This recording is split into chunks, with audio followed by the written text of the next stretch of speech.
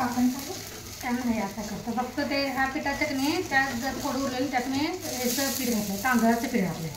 त्याचं फक्त त्यात आंबोळी मग त्या का डोसा चांगला होतो मग ते करू. आंबोळी आली आंबोळी डोसा तुला चहा पाहिजे नको मी नंतर.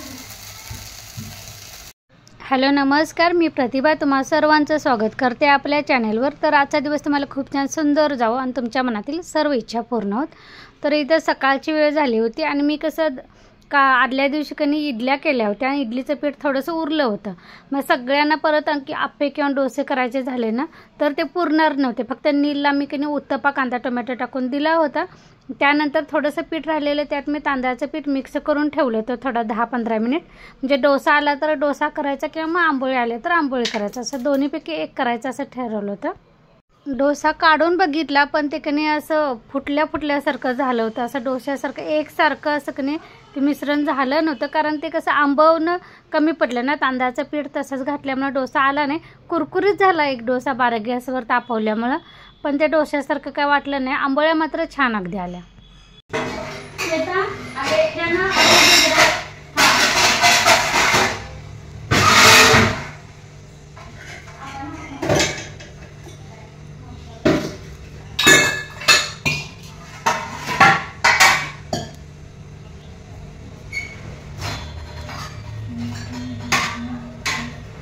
तर रोजचं रुटीनची कामं कधी वेगळी पडतात आणि घरात पाहुणे आले की थोडंसं रुटीन बदलतं.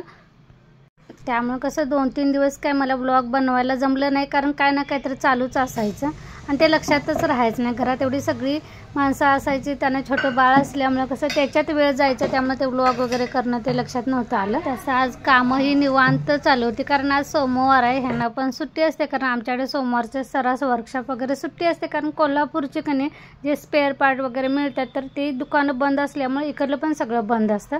त्यामुळे सगळेच आम्ही वेळानं उठलो. पाण्याचा पण आज काय नंबर नव्हता, त्यामुळे काय पाण्याची पण गडबड नसते. पाणी यायचं असलं तर मग लवकर उठायला लागते.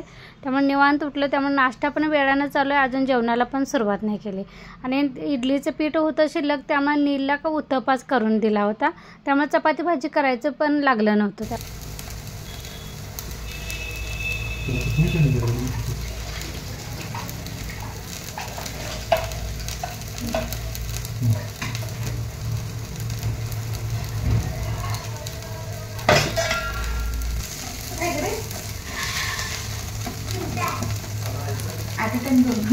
तरी आलं नाही पाहिजे डोसा, त्यात मी पीठ मिक्स केले नाही. बघितला डोसा कसला तर डोसा काढायचा म्हणून नाही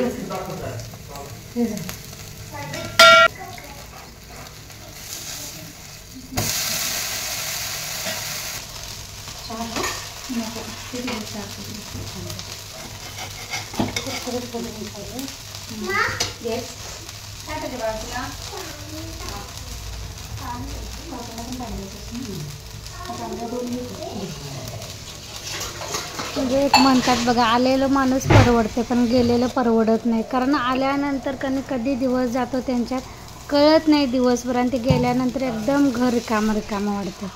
तसं कधी माझ्या बहिणीची मुलगी आणि मावशी आली होती, तिचं बाळ आलं होतं, त्यामुळे 2-4 दिवस एकदम भारी वाटलं. आणि ते गेल्यावर आज त्यांचा जायचा दिवस आहे तर कधी नको वाटत होतं. पण तिला सुट्टी पण नाही, तेवढंच 2-3 दिवस आले होते. तनुला ते वांगे आणायला पाठवलं.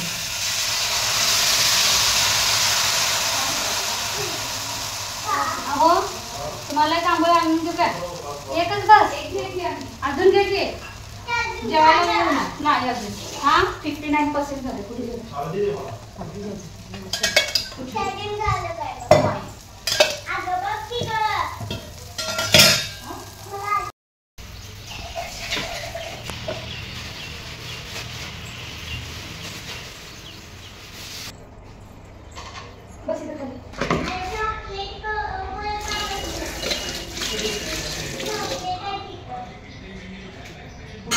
आज सोमवार होता, त्यामुळे कसं मला महादेवाला पण जायचं होतं. पण सकाळी म्हटलं आवरणार नाही आणि गेलं तरी अर्धा-पाऊण तास जाणार, कारण गावात जायला लागते महादेवाला. ह्यांची पण कामं चालू होती. काल पण आम्ही बाहेरच गेलो होतो, त्यामुळे आज अर्धा दिवस सुट्टीचा दिवस असेल पण अर्धा दिवस काम करतो बोललेले. म्हणून म्हटलं संध्याकाळी जायचं आणि कसं ह्यांना सोडायला जाताना पण बाळूमामाचं दर्शन करायचं होतं आणि त्यानंतर आणून गाडीत बसवायचं होतं. त्यामुळे म्हटलं मग संध्याकाळीच आवरून जायचं सगळीकडं.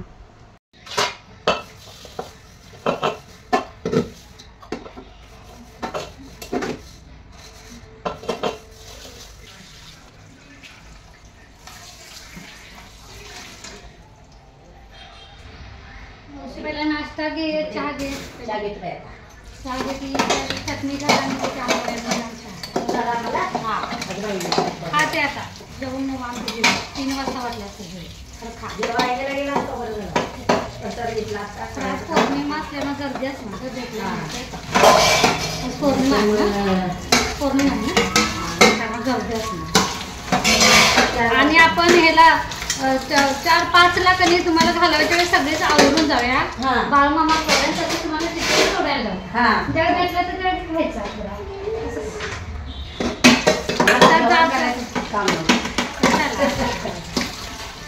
त्यांचं काम आहे की तू पापर्यंत भांडी काय करतात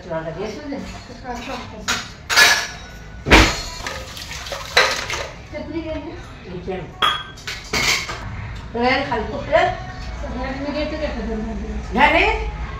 घेतो चहा घेतलाय का आता डोसा घे की बाई असं घे मला वाटलं तू घेतलास म्हणून घ्या घेतलाय थांब तू घे तू घे काय केलंय सगळं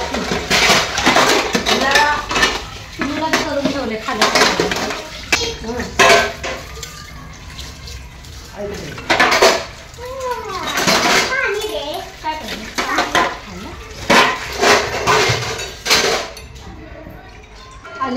डोसा यायला नाही डोसाचं हे व्हायला म्हणू हे घे आता घे म्हणा ये लवकर काम करायला ना ती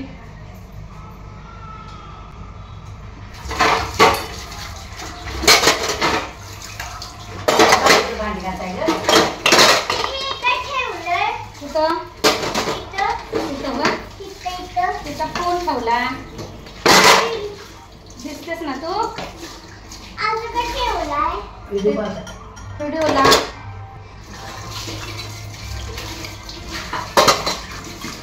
काहीतरी बोल की त्यांना काहीतरी बोल की तुझ्या आबांना पाठवूया बाबांना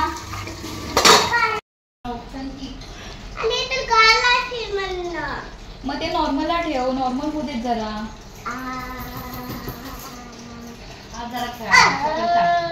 आज जायचं नाही मग तिनं जायचं नाही कामाला जायचं राहू दे हा का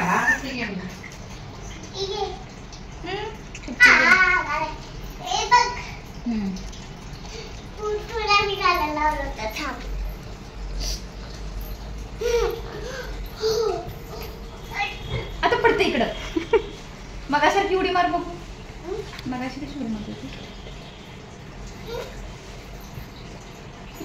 ए माग माग माग वांगी अशी ही घालून तुला मस्त होते कांदा टोमॅटो घालायचा असं मस्त नुसतं कांदा भरपूर इथं आता जेवणाची तयारी चालू होती. मी भरली वांगी करायची होती मसाल्यातली, त्यामुळे भात करून घेतला आणि वांग्याची तयारी करतपर्यंत मावशीनं सांडग्याची आमटी तिकडे टाकली होती फोडणीला. त्यानंतर चपातीचं पीठ मळून ठेवलं होतं तिने. मी भाजी केली. नाश्ता करतपर्यंत नाश्ता आंबोळी आणि चटणी बनवतोपर्यंत कधी मावशीनं सगळ्यांचे कपडे हातावरच धुवून टाकलेत. माझी देवपूजा पण झालेली आहे. ह्या मसाल्यामध्ये कधी मी खोबरं भाजून घेतलं, शेंगदाणे भाजून घेतले, तीळ थोडंसं, आलं लसूण घेतलेलं आणि एक तयार मसाला होता तो घातलेला आणि ते घालून कधी सगळं वांग्यामध्ये भरलेलं आहे. त्यानंतर तेल हिंग कांदा टाकला, वांगी टाकलेत, उरलेला मसाला टाकला. त्यानंतर कधी पाणी घालून शिजवून बघितलं पण थोडंसं तिखटाला कमी वाटलं मला मसाला, तर त्यामुळे मी घरचं तिखट आणि मीठ घातलं. आणि बघा आपलं भरली वांगी तयार झालीत. एकदम छान झालं होतं. पण आपण फक्त कांदा खोबरं आणि शेंगदाणे वगैरे घालून जरी केलं असतं की नाही तरी छान झालं असतं. ते मसाला वेगळा टाकून पण अशी वेगळी चव मला काही गोडी खास वाटली नाही. त्यानंतर सगळ्यांचं जेवण झालं आणि दुपारी मस्तपैकी आराम केला. त्यानंतर 4ला चहा वगैरे पिऊन आम्ही आता बाळूमामाला जायला बाहेर पडलो आहे. बॅगा घेऊनच बाहेर पडलो कारण बाळूमामाचं दर्शन करून वाटेचं स्टँडवर आहे ना गाडीत बसवायचं होतं, त्यामुळे दोन्ही कामं एकत्रच केली. ही सगळी असताना एवढं वाटलं नाही, पण ही सगळी गेली त्यांनी संध्याकाळी घर कामं झाल्यानंतर काही एकदम भरून आलं होतं. एकटं एकटं वाटत होतं, अजिबात करमत नव्हतं. आता 1-2 दिवस तरी असंच एकटं एकटं वाटतं, परत मग आपल्या रोजच्या रुटीनला सुरुवात होईल. चला, ह्यासोबतच आजचा व्लॉग पण मी इथंच बंद करते. तुम्हाला माझा व्लॉग आवडत असेल तर लाईक, शेअर आणि सबस्क्राईब करायला विसरू नका. धन्यवाद.